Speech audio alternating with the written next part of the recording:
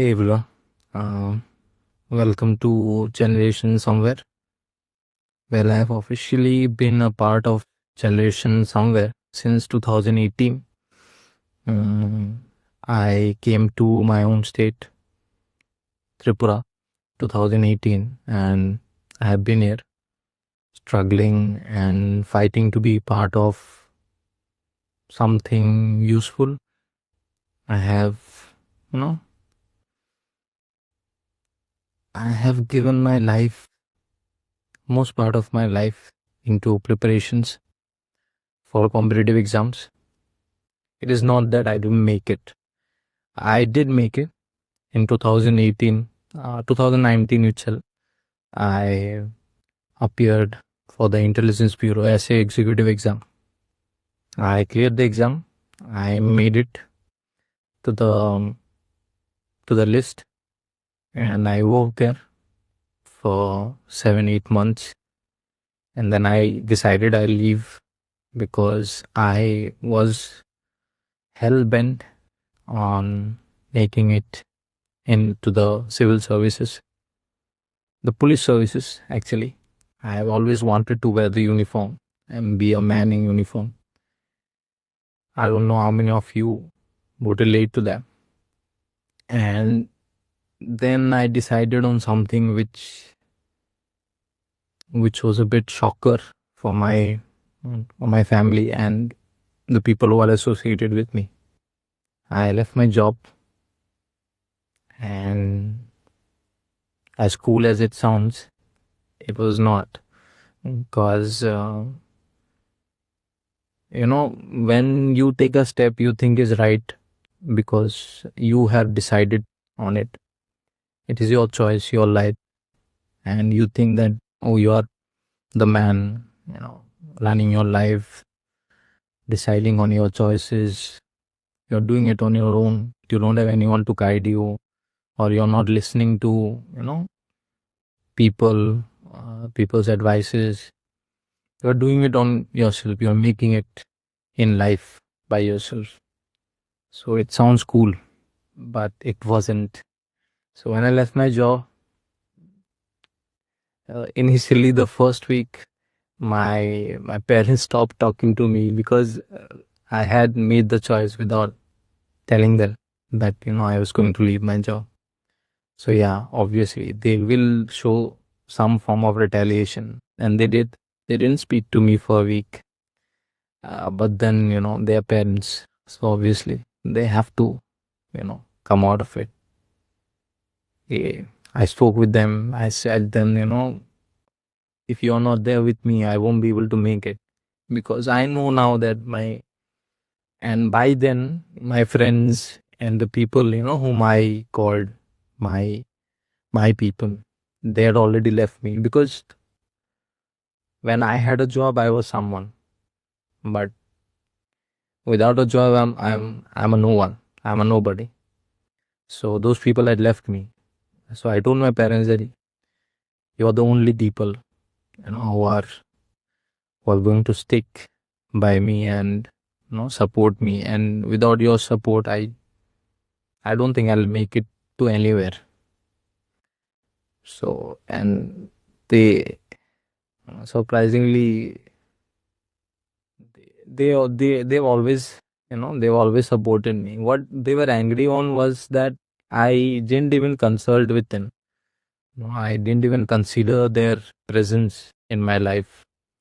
I took such a big decision without even mentioning about it, or discussing about it with them priorly. So that was the thing which they were angry on. But yeah, they I eventually, made up with my parents, and they were happy and back again in my life. Everyone else has left. In the society, people started talking about me, that what has he done? Is he mad? Why is he left a central government job? What is he trying to do? So that that affected me a lot in the beginning. I was I was taken aback by the response that I got. I thought I will be celebrated. I'm like that. Yeah, I left a job. I'll be celebrated. Central government job. I left because I wanted a better life. I wanted a better position in life. So I thought I'll be celebrated. People will talk about me. People will approach me, and people will tell me, "Yeah, you can do it. Go ahead and run after your dreams. Try to achieve them." I thought they'll be talking all of those things, but they didn't, and it was a shocker for me. I'm like, okay, fine. So that happened, and then when people around you start to ostracize you, they start to talk behind your backs, and you don't have any other work to do other than studies. Maybe if you are a fitness freak, you might go to the gym and work out. So there was no one with me other than my parents. And man is a social animal. He needs people in life. So I went into depression, and I I know, and I've always been a middle class person. I'm not talking about the status. Yes, we are a middle class family, but the mentality is what I'm talking about. I've always been a middle class person, and middle class people don't have these diseases, depression, and all of that. So it was new for me, and I didn't know how to relate to it or how to fight with it.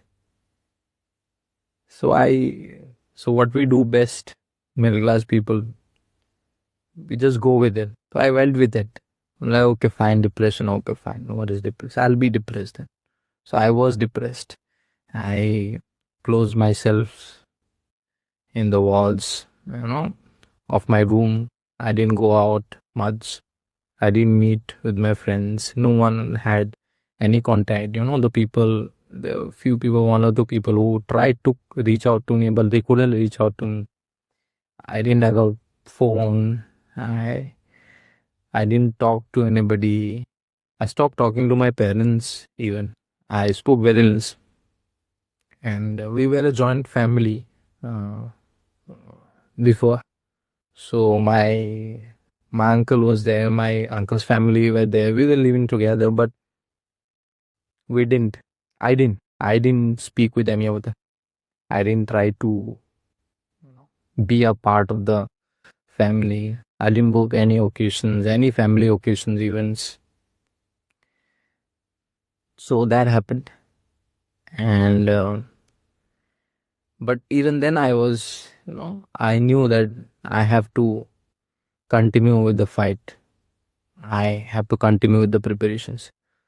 So I decided I'll try again, and I tried. I attempted the civil services examination, but I missed out the list.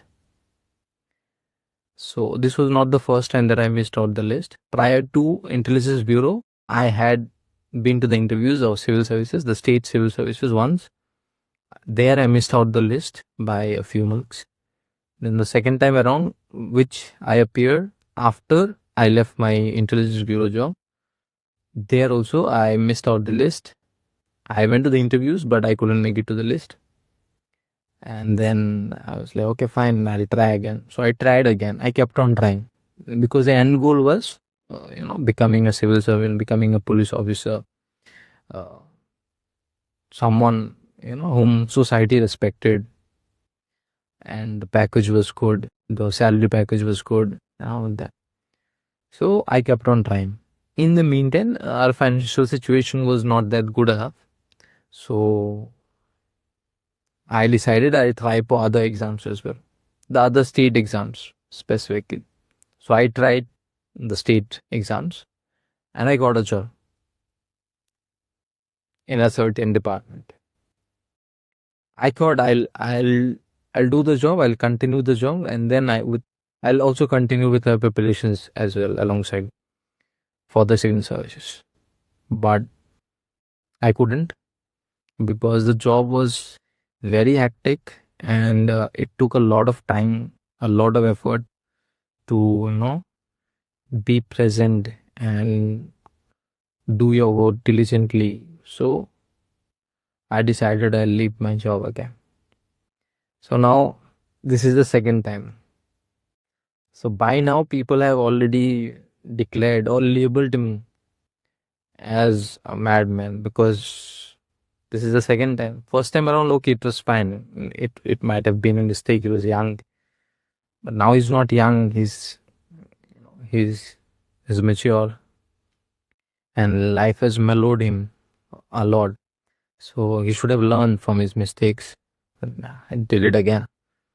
I again decided I'll leave my job. I left it. But this time around, life or the people, the society in general didn't impact me much. Because by now I knew how to cope up with people around me, how to cope up with the voices inside my head. Because that's what really matters, not the voices of people around you, but the voice inside your head is the one that really matters. You should know how to silence it at times, because if you don't, you'll be pushed into depression. You'll be in a bad spot. I didn't want that. I knew how to deal with things by now. I grew a lot patient and a lot more resilient with time. I knew how to fight my battles, my inner battles specifically. So I was ready for that. And I did my job. I left that particular department, the job, and I sat at home again. So this was the second time around. I'm sitting at home, and now it's been almost a year that I'm sitting at home preparing for the civil services. I hope I make it someday. I'm hopeful, and I know in my heart that if I don't continue the battle, I'll not reach there. So I need to continue the battle, and I will continue, fighting. So why I've made this video is because I don't know who needs to hear it, but I definitely needed to hear it. And I would have loved, someone to have told me all of that. So I thought I'll make it a video and post it. And I've also decided that I'll try to build a group, a society, a community, of people who belong to this generation. We've been called Generation Nowhere, because we are nowhere. We are not in the corporate. We are not in the government sector. We are somewhere in the middle, doing our thing, not being a part of that cubicle culture. I don't believe that. I think we are somewhere. Instead of calling nowhere, we are somewhere. Yes, we might not be, contributing to the society in a certain way, but yes, we are somewhere. We are someone. We are something. And if you are that person, and if you think you should be a part of something bigger, something which can, which can emerge into a community which will eventually be able to do greater good out in the world, subscribe to the channel. And even if you subscribe or you don't subscribe, it's up to you, but do leave out in the comments if you are one of those people, struggling out there. Just write somewhere, and I will know that, yeah, you're part of the struggle, you're part of the fight, and you're being doing your bit diligently and waiting for the right time